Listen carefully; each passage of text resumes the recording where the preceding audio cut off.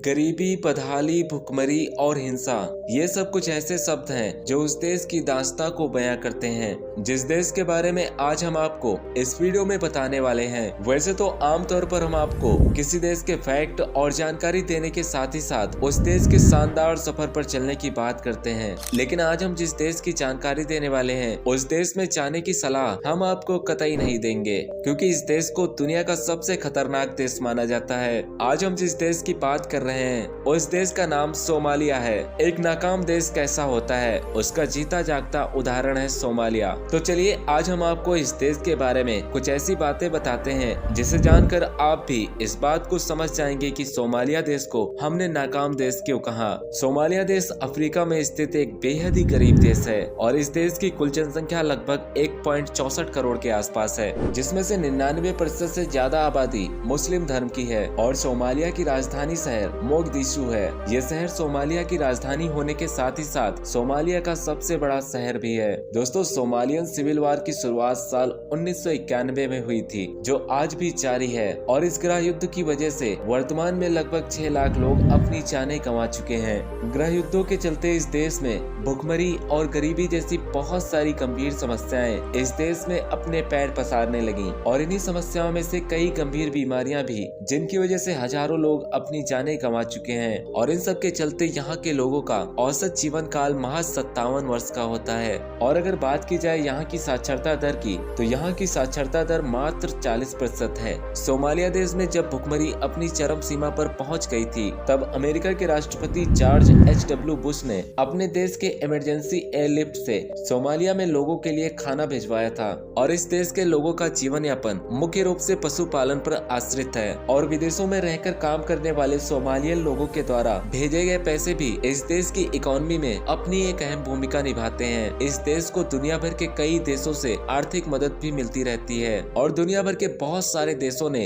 इस देश में शांति बहाल करने के लिए अपनी अपनी सेनाएं भेजी थी, लेकिन इन सभी की सारी कोशिशें नाकाम साबित हुई। सोमालिया देश के कुल निर्यात में लगभग 66% हिस्सेदारी पशुओं की है, जिसमें से 22% अलग अलग तरह के जानवर और 44% भेड़ बकरी शामिल है। दोस्तों, यह देश वैसे ही पहले से गृह युद्ध और गरीबी की मार झेल रहा है और फिर मौसम की मार की वजह से इस देश के लोगों की जिंदगी बद से बदतर होती जा रही है। इस देश में बारिश भी बहुत ही कम होती है, जिसकी वजह से यहाँ पर सूखा और अकाल लगभग हर साल पड़ता है। और इन सब की वजह से सोमालिया में लगभग 10 में से एक बच्चा खतरनाक कुपोषण का शिकार होता है। सोमालिया में साल 2017 में सूखे की वजह से एक बार फिर से भुखमरी फैल गई थी और फिर से एक बार दुनिया भर के कई देशों ने यहाँ पर कई तरह से मदद की थी। सोमालियन कल्चर में ऊंट का अपना एक अहम और महत्वपूर्ण योगदान है और ये जानवर यहाँ के बहुत से लोगों का जीवन का स्रोत भी है। सोमालिया में आमतौर पर ऊंट का उपयोग सामान ढोने में किया जाता है और ऊंट का दूध यहाँ के परिवारों का